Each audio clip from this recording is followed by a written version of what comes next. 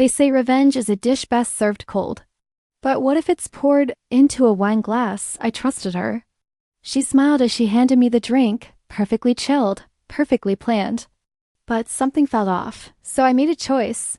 I handed the glass to her husband instead. What happened next shattered everything they thought they could hide. Before I tell you what was in that glass, let me ask you this. Have you ever trusted someone so completely, only to discover they were planning your downfall the whole time? Hit that like button and subscribe. Because this story, it's not just about betrayal. It's about consequences and what happens when secrets are served. With a twist, asterisk asterisk. Have you ever had that moment when your entire reality crumbles in a matter of seconds? That instant when you realize the person you trusted most was planning to hurt you. My name is Sophia. I'm 28 years old, and 6 months ago I lived through the worst family nightmare you can imagine. It was supposed to be a night of celebration, my sister Camila's 10th wedding anniversary. Champagne, laughter, a dazzling ballroom. But when I returned from the bathroom, I caught her reflection in the window doing something that chilled me to the bone. She was pouring something into my drink, with a secretive smile on her lips. If you've ever faced betrayal from family, where would you draw the line? Hit that like button and subscribe to join me on this journey of shattered trust. Growing up with Camila was never easy. She's 3 years older than me, and she literally turned everything into a competition. When I made the cheerleading squad in high school, she convinced the captain that I had cheated during tryouts. When I brought my first boyfriend home, she mysteriously started tutoring him in chemistry. 2 weeks later, they were dating. Our parents always brushed this off as sibling rivalry, but to me it felt much darker than that. It was like she couldn't see me happy without trying to ruin everything. Even so, I desperately wanted a normal relationship with my only sister. Every betrayal was followed by tears and promises to change. I'd forgive her, hoping this time would be different. It never was. When Camila met Ricardo Santos during her senior year of college, I was genuinely happy for her. He was kind, successful, and most importantly, he seemed immune to her manipulative tendencies. When they married 3 years later, I stood beside her as maid of honor, truly believing she had finally matured. Over the decade of their marriage, our relationship improved somewhat. We weren't best friends, but we managed civil family gatherings and even occasional shopping trips. I convinced myself the past was buried. Last month, I received a beautiful invitation to their 10th anniversary celebration. The timing couldn't have been better. I had just been promoted to senior account manager at my marketing firm, but my personal life was in chaos after ending a 2-year relationship with a guy who simply couldn't commit. A glamorous party seemed like the perfect distraction. The celebration was held at the Copacabana Palace, the city's most exclusive hotel. Camila had spared no expense. Crystal chandeliers hung from the ceiling, casting a golden glow over the crowd of about 60 guests. Ice sculptures shaped like swans flanked a champagne fountain. A string quartet played softly in the corner. Our parents, Roberto and Susana, greeted me warmly when I arrived. Dad looked uncomfortable in his tuxedo, but beamed with pride watching Camila work the room. Mom kept straightening the centerpieces when the staff wasn't looking. "Sophia, you made it." Camila air-kissed my cheeks when she spotted me. Her Valentino dress probably cost more than my monthly salary. Love the dress. Rental, right? She whispered with a smile that didn't reach her eyes. "It's great to see you." "Too," I replied, ignoring the jab. "Everything looks amazing." "Well, some of us have successful marriages to celebrate," she said, squeezing my arm just a little too hard. "You'll find someone eventually. Maybe stop being so picky." Before I could respond, Ricardo appeared at my side. Unlike Camila, his smile seemed genuine. "Sophia, you look fantastic." He hugged me warmly. "How's the new position treating you?" "It's challenging but exciting," I said, grateful for the subject change. "We need to catch up properly." "Save me a dance later," Ricardo winked. Camila's expression tightened. "Darling, the Andersons just arrived. We should greet them." She practically dragged him away, glancing back at me with narrowed eyes. Throughout the cocktail hour, I mingled with familiar faces. Camila's college roommate, Beatrice, mentioned how brave I was for attending solo. Our cousin Tyler, perpetually inappropriate, asked if I was still playing the field. I maintained my smile through it all, nursing a single glass of wine. I noticed something odd as the evening progressed. Ricardo kept looking in my direction, his expression unreadable. Whenever he and Camila stood together, they maintained physical distance despite the anniversary celebration. When they thought no one was watching, they exchanged tense whispers. Something wasn't right in paradise. During dinner, I was seated at a table with distant relatives and Camila's work colleagues, not at the family table. Ricardo frowned when he saw the arrangement but didn't comment. As servers cleared the entree plates, he suddenly appeared at my side. "Mind if I steal you for a moment?" he asked. "There's someone I want you to meet." Instead of introducing me to anyone, he led me to a quiet corner near the terrace doors. "I needed a break," he confessed. "Camila's been on edge for weeks planning this party. It turned out beautifully," I offered. "Yeah, well, appearances matter most to her." His voice held a bitterness I'd never heard before. "How have you really been, Sophia?" We hardly get to talk anymore without Camila interrupting. Something in his tone made me pause. "Is everything okay between you two? This is a strange conversation to have at your anniversary party." Ricardo ran a hand through his hair. 10 years is a long time to maintain a facade. I thought marriage would change her, but some people just... He stopped abruptly, looking over my shoulder. "She's watching us." I turned slightly and caught Camila staring. Her champagne flute was clutched so tightly I feared it might shatter. The look in her eyes sent a chill down my spine. "I should get back," Ricardo said, "but let's catch up properly soon. I miss having someone normal to talk to." He squeezed my hand and walked away. After my conversation with Ricardo, I found myself hyper-aware of every interaction between the anniversary couple. They performed their roles perfectly when the spotlight was on them, sharing tender glances during the anniversary toast and laughing appropriately at the best man's speech about their courtship. But in unguarded moments, I caught glimpses of strange silence and cold stares. During the first dance, Ricardo whispered something that made Camila's smile falter. When the song ended, she immediately separated from him, making a beeline for her college friends while he retreated to the bar. Curious, I casually positioned myself within earshot of Ricardo's conversation with the bartender. "Make it a double," he requested, sliding his empty glass forward. "Rough night?" the bartender asked. "Rough decade," Ricardo muttered before noticing me and straightening his posture. "Sophia, join me for a drink." I accepted his offer, ordering a sparkling water. "Pacing myself," I explained. "Long night ahead. Smart woman." "Unlike some people I know." He lowered his voice. "Can I confide something? Promise it won't get back to Camila?" I nodded, intrigued. "This marriage is suffocating me. Has been for years. I've stayed for appearances, family expectations, shared business interests. But lately, I've been wondering if any of that is worth constantly walking on eggshells." "Have you tried counseling?" I asked, genuinely concerned. 3 different therapists. Each time, Camila charms them completely, then refuses to go back when they eventually suggest she might contribute to our problems. He shook his head. "You know how she is better than anyone. The woman the world sees isn't the real Camila." The conversation felt inappropriate yet irresistible. "Why are you telling me this tonight of all nights?" "Because you're the only person whom I actually understand. You grew up with her." Ricardo leaned closer. "Last month I mentioned maybe separating for a while just to clear my head." She went ballistic, then suddenly turned eerily calm and suggested this anniversary party instead. Said we needed to remember why we fell in love. A tap on my shoulder interrupted us. Camila stood there, her smile tight. "What an intense conversation. Sharing old family stories, Ricardo?" "Just catching up," he replied, draining his glass. "Your sister's company is refreshing," he said. Camila's laugh sounded like breaking glass. "Well, the Martins are asking for you. Something about that golf membership." She practically pulled him away from the bar.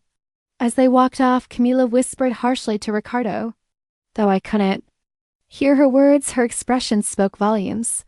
When she glanced back at me, the hatred in her eyes was unmistakable. Needing a moment alone, I headed to the restroom. The quiet sanctuary gave me space to process Ricardo's revelations.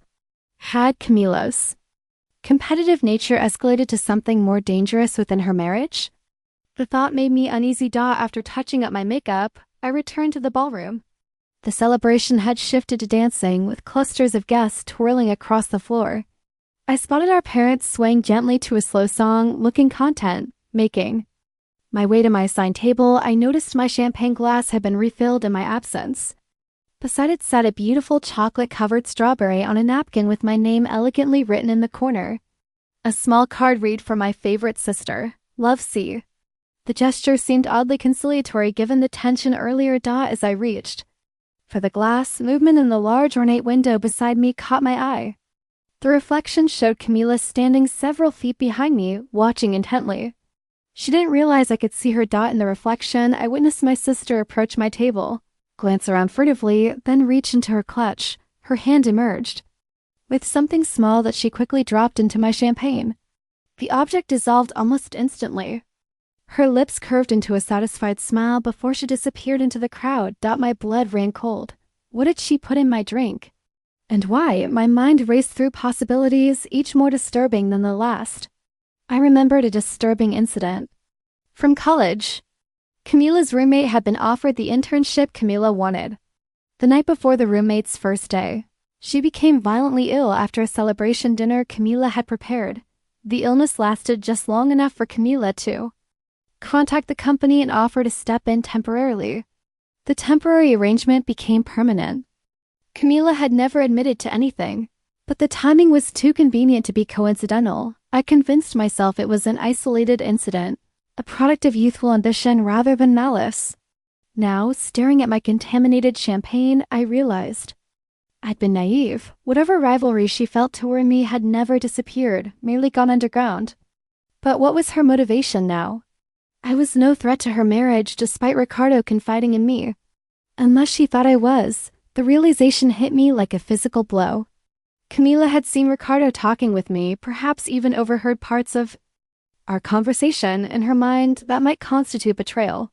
She'd always been possessive of her relationships. Pathologically so. I carefully examined my champagne, tilting it slightly under the ambient lighting. A faint residue clung to the inside of the glass, nearly imperceptible unless you were looking for it.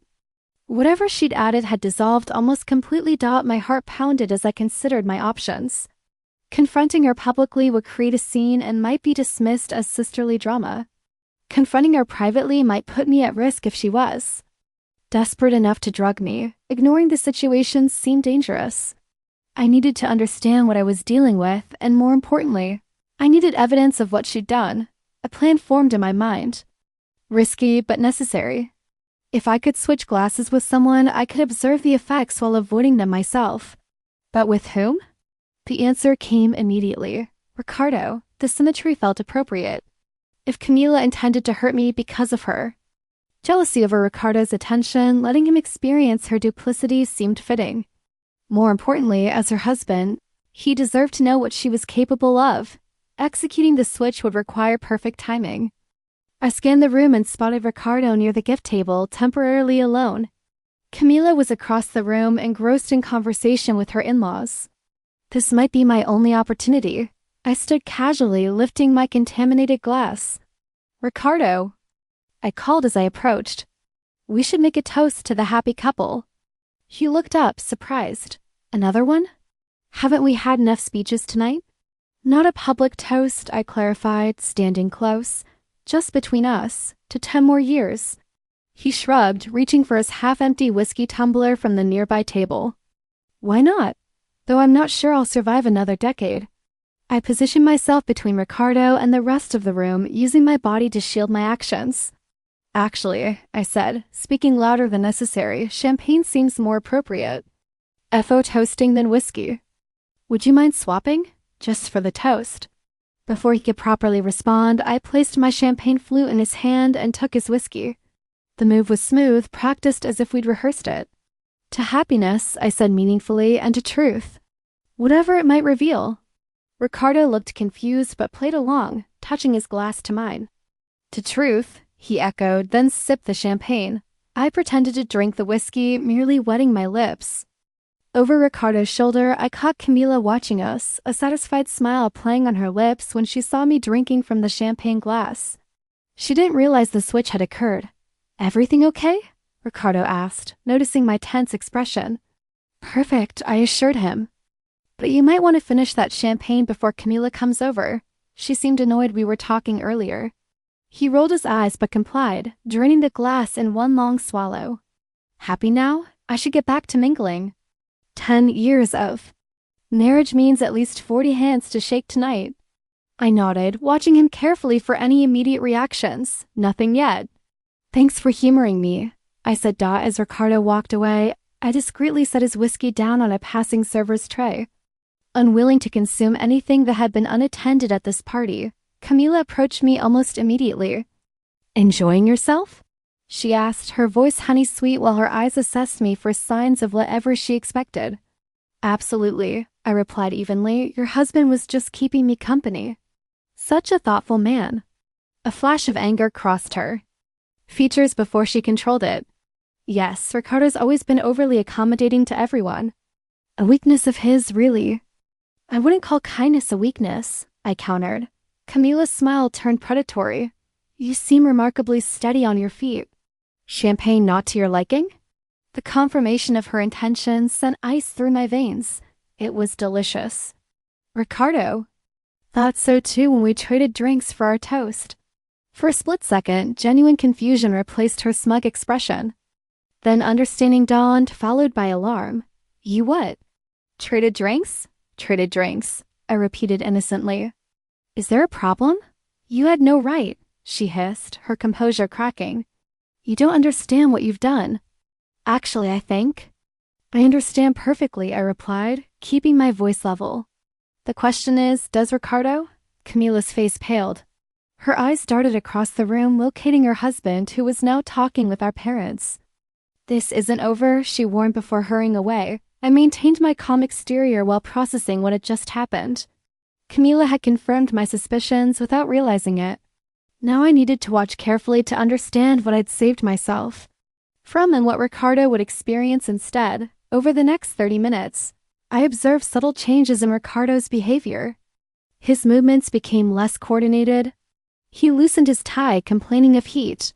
During a conversation with my father, he lost his train of thought mid-sentence. When the band played a popular dance song, he enthusiastically joined the dance floor, his movements uncharacteristically uninhibited. Camila hovered nearby, repeatedly trying to steer him toward the exit. "Darling, you're tired. We should thank everyone and leave," I overheard her saying. "Nonsense," Ricardo replied too loudly. "I'm having a wonderful time.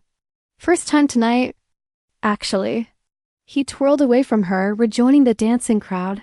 I maintained a safe distance, watching the situation unfold while considering my next steps.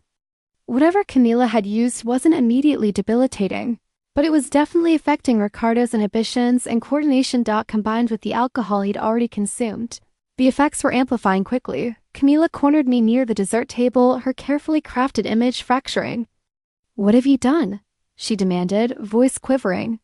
"I didn't do anything," I replied calmly. "I simply avoided drinking whatever you put in my glass." Ricardo, unfortunately, wasn't so lucky. "You saw nothing," she insisted, desperation evident.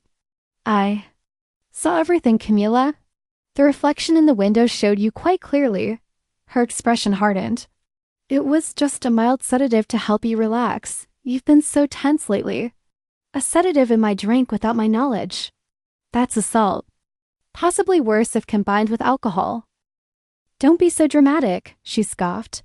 "I was trying to help. You've been miserable since Jackson dumped you." The mention of my ex stung, but I refused to be baited. "We both know that's not true. You saw Ricardo talking to me and jumped to conclusions." "Your jealousy is pathological, Camila." Her eyes narrowed. "He's my husband." "You were hanging on his every word, looking at him with those sad, lonely eyes. Did you think I wouldn't notice?" The truth of her distorted perception hit me. "You seriously think I'm interested in Ricardo? He's my brother-in-law." "Men are easily manipulated by attention from new women," she spat, "even sisters." Before I could respond, a crash from the dance floor drew our attention. Ricardo had stumbled into the gift table, sending carefully wrapped packages tumbling. His speech was slurred as he apologized profusely, attempting to right the fallen gifts but making the situation worse. "This is your fault," Camila hissed before rushing to damage control. I stood frozen, watching the scene unfold. My impulsive decision had created consequences I hadn't fully anticipated. As concerned murmurs spread through the crowd, I realized the night was about to implode spectacularly. The elegant anniversary celebration deteriorated rapidly after Ricardo's collision with the gift table. At first, guests assumed he'd simply had too much to drink, an embarrassing but forgivable offense at his own party. Camila managed to guide him to a chair, whispering fiercely in his ear while maintaining a strained smile for onlookers. "Just need some water," Ricardo announced loudly, his words running together. Feeling weird all of a sudden, our father approached, concern etched on his face. "Everything all right, son? Perhaps some fresh air would help." Ricardo attempted to stand but swayed dangerously. Room spinning, wasn't even drinking much. His confused gaze found me across the room. "Sophia, when did you get a twin?" A ripple of uncomfortable laughter moved through the nearby guests. Camila's face flushed with humiliation as she struggled to maintain control of the situation. "Darling, you're exhausted. We should call it a night," she urged. Trying to help him up. Ricardo shook his head vigorously, nearly toppling over. "No. Don't want to go home with you. You're always watching, controlling." His voice had risen, drawing more attention. Mortification flashed across Camila's features. "Ricardo, please, you're not yourself. Maybe I'm myself. First time in years without the mask," he slurred, gesturing wildly. 10 years pretending. I'm tired of pretending." Guests began exchanging concerned glances. The band awkwardly continued playing. Though many had stopped dancing to watch the unfolding drama. Ricardo suddenly lurched to his feet.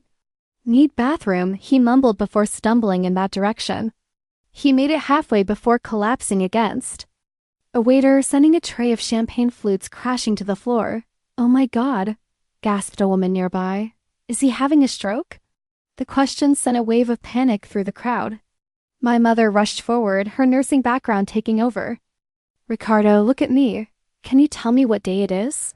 His response was unintelligible. Mom looked up at Camila. "Has he taken any medication today? Mixed anything with alcohol?" Camila shook her head, but her eyes betrayed her. They darted toward me momentarily, filled with accusation and fear. "I think we should call an ambulance," Mom announced. "Better safe than sorry." "No," Camila protested too quickly. "He's just had too much to drink. We don't need to make a scene." "This is already a scene," Dad pointed out. "The man can barely stand." As the argument continued, I approached Ricardo, who was now sitting on the floor, back against the wall. Eyes unfocused, I knelt beside him. "Ricardo, did you consume anything unusual tonight besides alcohol?" He blinked slowly, trying to focus on my face. "Just drinks and that champagne with you. After that, everything went sideways." Camila appeared at my side, practically pushing me away. "Stop interrogating him. This isn't helping." "Actually, it might help the paramedics to know what's in his system," I replied evenly, her eyes widened in panic. "There's nothing in his system. You're being ridiculous." By this time, the hotel manager had been alerted to the situation. "We've called emergency services," he informed us discreetly. "They should arrive shortly. Would you like to move Mr. Santos somewhere more private?" With help from 2 waiters, Ricardo was relocated to a small conference room adjacent to the ballroom. The celebration effectively ended as concerned guests began gathering their belongings. Whispering among themselves, my parents insisted on accompanying Ricardo and Camila to the private room, with me following close behind. Once the door closed, providing privacy from curious eyes, Camila rounded on me. "This is your fault," she accused. "You switched the glasses deliberately." "What glasses?" Mom asked, confusion evident. "What is she talking about, Sophia?" I met Camila's gaze steadily. "Why don't you tell them what you put in my champagne?" "You did what?" Dad's voice boomed in the small room. Camila single quotes as composure cracked entirely. "It was just a mild sedative. Nothing dangerous. She's been so stressed lately. I thought it would help her relax and enjoy the party." You drugged your sister? Mom's voice was barely a whisper, horror evident in every syllable. And then I switched our glasses, I admitted. I saw her do it in the reflection. I didn't know what it was, but I wasn't about to drink it. So you gave it to Ricardo instead? Dad demanded, his disappointment now directed at me. I needed to know what she'd done, I explained. And he deserved to know what his wife is capable of. Ricardo, still disoriented but following the conversation, looked up at Camila. You drugged or drank? Why would you do that? Camila's face crumpled. You were paying so much attention to her, confiding in her, looking at her the way you used. To look at me, she's my sister-in-law, Ricardo mumbled. I was just talking. It's never just talking with her, Camila insisted. She's always wanted what's mine, always. The paramedics arrived before the argument could escalate further. As they assessed Ricardo, one asked directly about substances in his system. He may have unknowingly consumed a sedative, I informed them, mixed with alcohol. The female paramedics' expression hardened. Do you know what kind of sedative? All eyes turned to Camila, who seemed to shrink under the scrutiny. Clonazepam, she finally admitted. Just one pill. It's prescribed to me for anxiety. Ma'am, mixing benzodiazepines with alcohol can be extremely dangerous, the paramedic said severely. We need to transport him to the hospital immediately for monitoring. Will he be okay? Mom asked, her anger temporarily replaced by concern. Most likely, but we need to watch for respiratory depression. The combination can be life-threatening in some cases. The gravity of the situation descended on the room. Camila began sobbing. I never meant for him to take it. It wasn't supposed to be dangerous. But you meant for me to take it, I reminded. Her, not knowing it was there, mixing with whatever I was drinking. The male paramedic looked up sharply. Was this intentional drugging? Yes, I stated firmly, despite Camila's pleading look. That's potentially a criminal offense, he informed. The hospital will likely need to report this to police. As they prepared to transport Ricardo, he reached for my hand. Thank you, he whispered, for seeing the truth, all of it. The simple statement carried the weight of years of hidden suffering. I squeezed his hand gently before they wheeled him. Away, the hospital waiting room's fluorescent lights cast a harsh glow over our family's fractured facade. Dad paced relentlessly while Mom sat rigidly, her expression unreadable. Camila had been permitted to join Ricardo once the doctors began treatment, leaving me alone to face my parents' mixed emotions. I still can't believe what happened, Mom. Finally broke the silence. Both of you my own daughters. I didn't drug anyone, I reminded her gently. No, but you deliberately gave a drugged drink to Ricardo, Dad countered, stopping his pacing momentarily. You could have just poured it out, and then what? I asked. Camila would have denied everything. I needed proof of what she'd done. At what cost? Mom's voice cracked. Using Ricardo as your guinea pig? The question stung because it contained a kernel of truth. I had made a split-second decision with potentially dangerous consequences. I didn't know what she'd used, I admitted. I assumed it was something to make me look foolish, not something potentially lethal when mixed with alcohol. Before my parents could respond, a doctor in blue scrubs approached. Family of Ricardo Santos? We all stood. How is he? Dad asked. Stable, the doctor assured us. We've administered fluids and are monitoring his vital signs. The combination of clonazepam and alcohol could have been much more serious, but fortunately the dose wasn't extremely high. Relief washed over us collectively. When can he go home? Mom inquired.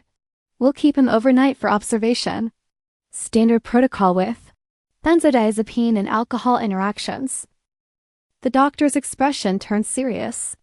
I understand there are unusual circumstances surrounding how Mr. Santos ingested the medication. Hospital policy requires us to report suspected intentional drugging to authorities. Dad nodded grimly. We understand. Thank you, doctor. After he left, we settled back into uncomfortable silence. Eventually, Camila emerged from the treatment area, her makeup streaked down her face, designer dress wrinkled. He's resting, she informed us, avoiding eye contact. They've given him something to counteract the effects. Camila, Mom began. Cautiously, what were you thinking?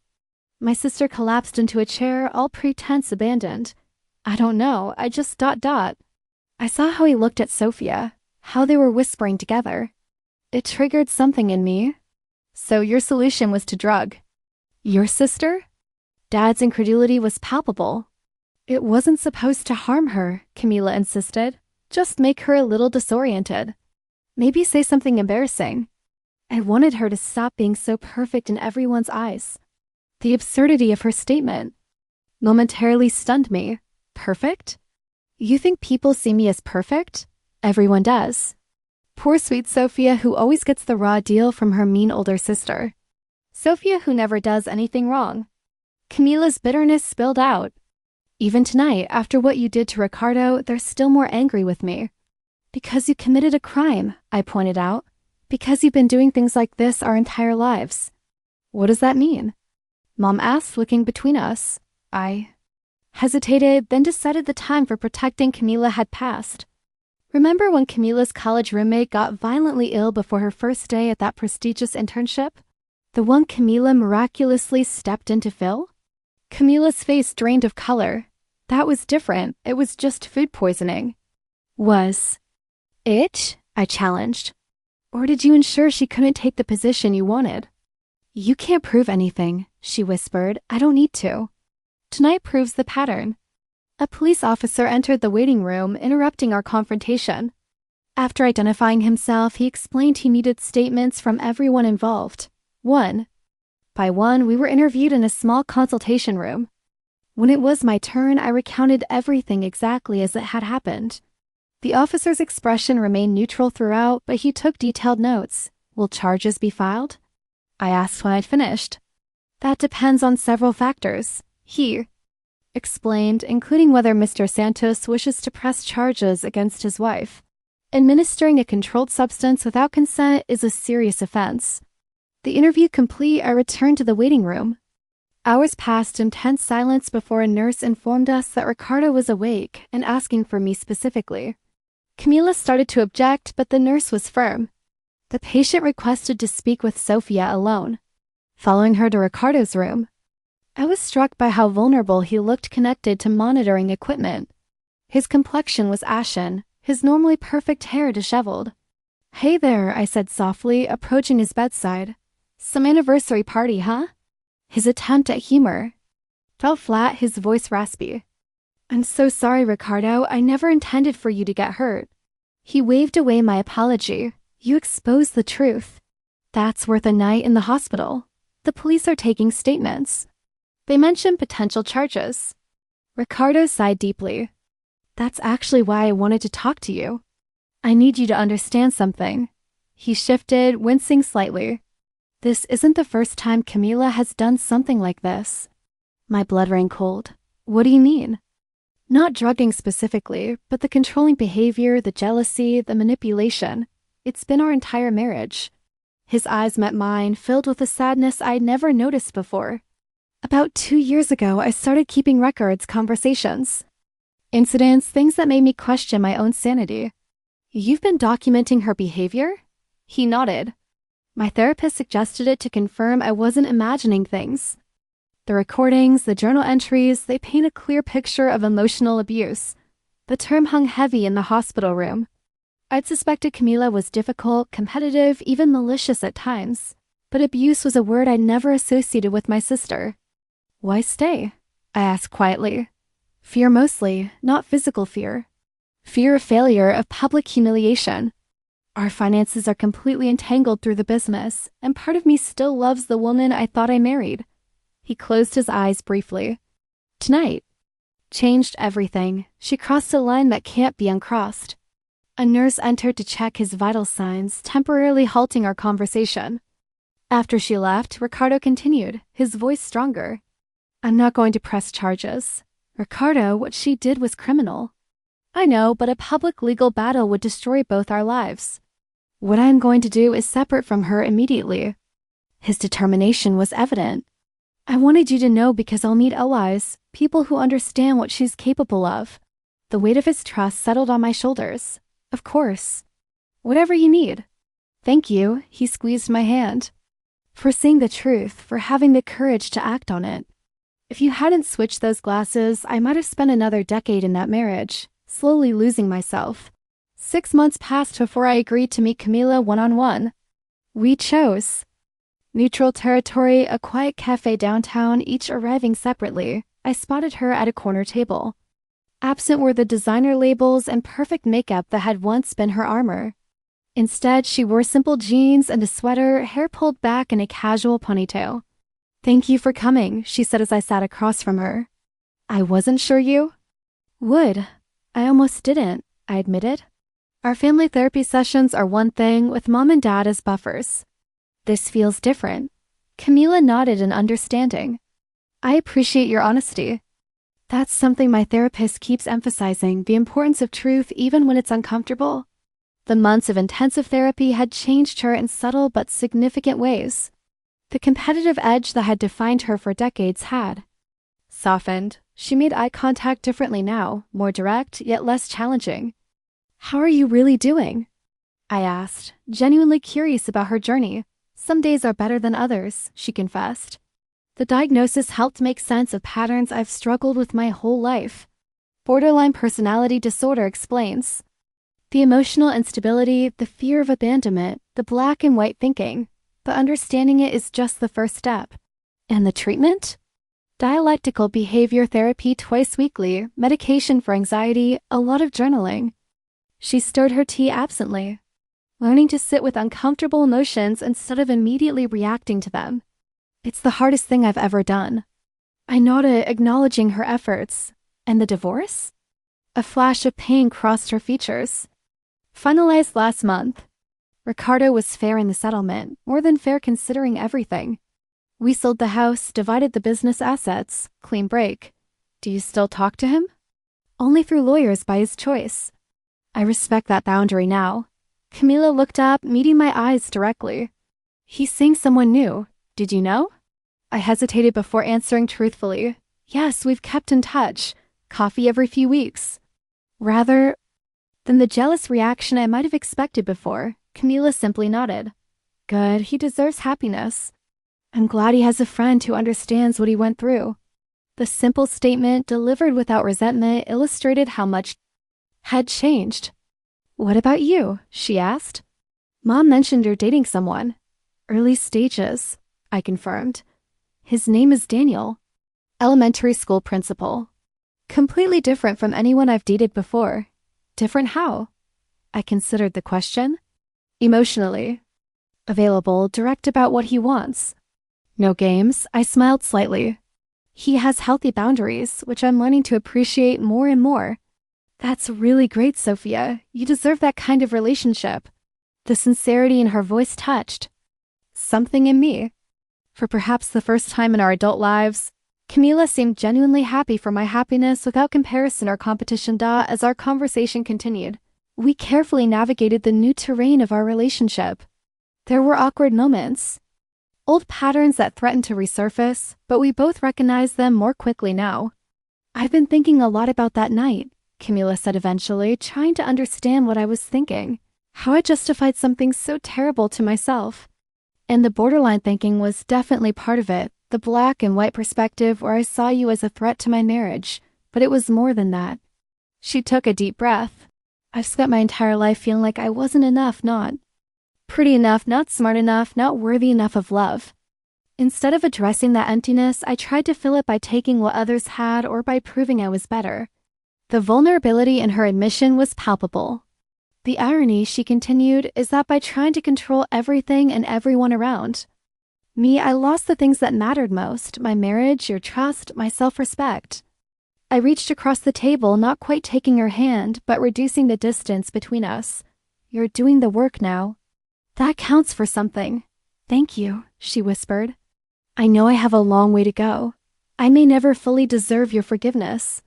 "Forgiveness isn't about deserving," I said, echoing the wisdom I gained through my own therapy. "It's a choice I make for my own peace.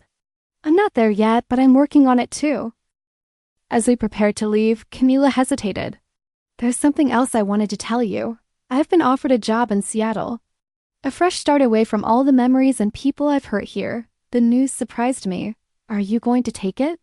"I think so." My therapist believes geographical distance might help establish new patterns while continuing treatment virtually. She smiled sadly. Plus, it gives everyone here space from me while I continue healing. When would you leave? Next month if I accept. I wanted to tell you in person. She fidgeted with her purse strap. I'm not running away, Sophia. I'm trying to be responsible about my recovery.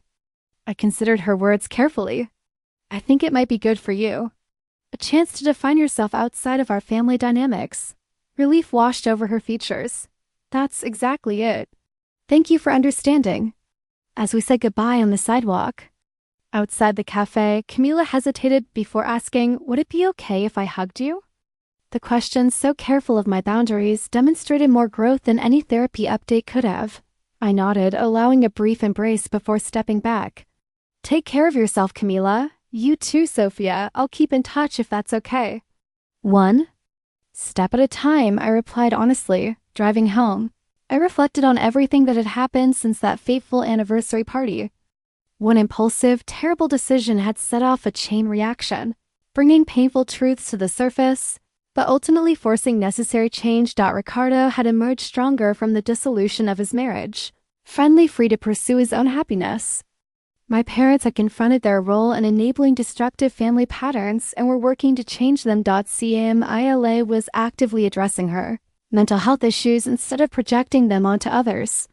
And I had found my voice, learning to establish boundaries and demand respect even from family. The journey hadn't been easy for any of us, but perhaps it had been necessary.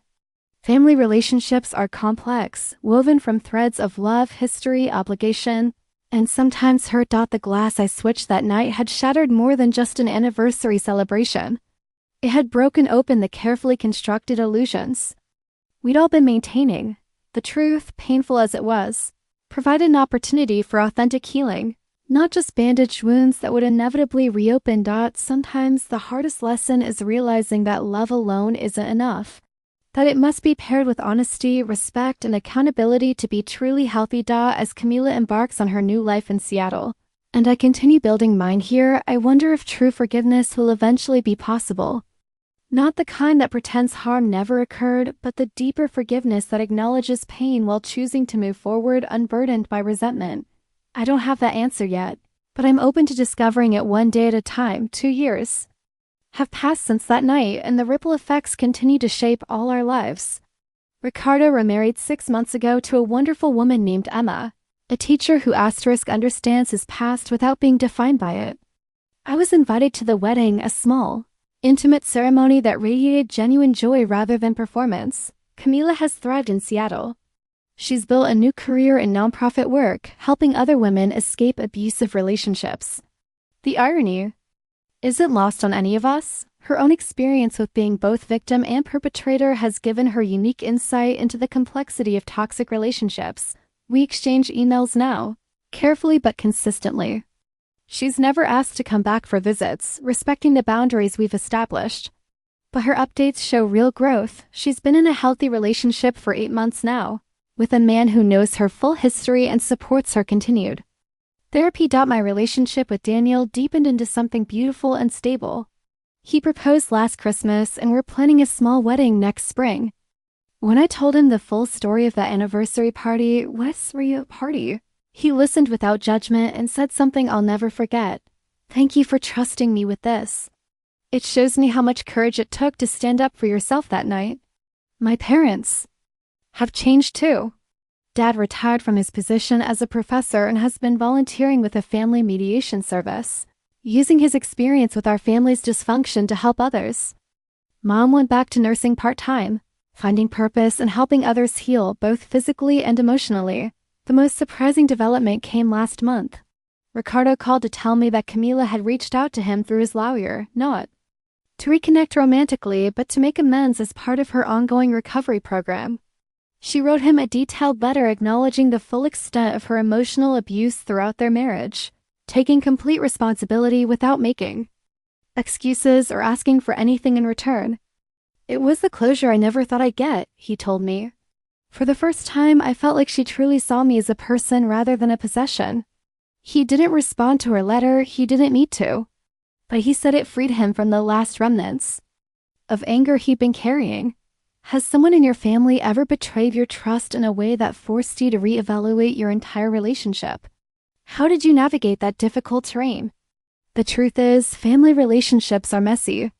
They're built on history, shared DNA, and societal expectations that sometimes conflict with our actual experiences of the people we're related to. We're told blood is thicker than water, but what happens when that blood feels poisoned? I've learned that setting boundaries with family isn't selfish, it's necessary. That protecting yourself doesn't make you the villain, even when others try to paint you that way. And sometimes the most loving thing you can do is step back and let someone face the consequences of their actions. The glass I switched that night changed everything. It exposed decades of dysfunction and forced all of us to confront uncomfortable truths. But it also gave us the opportunity to choose who we wanted to be moving forward. Not every family story gets a happy ending. Some relationships are too damaged to repair, but with honesty, accountability, and a willingness to do the hard work of change, even the most broken families can find their way to something healthier. I'd love to hear your stories in the comments below. Have you ever had to make a difficult choice to protect yourself from family?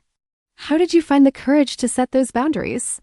Don't forget to subscribe if this story resonated with you and share it with someone who might need to hear that.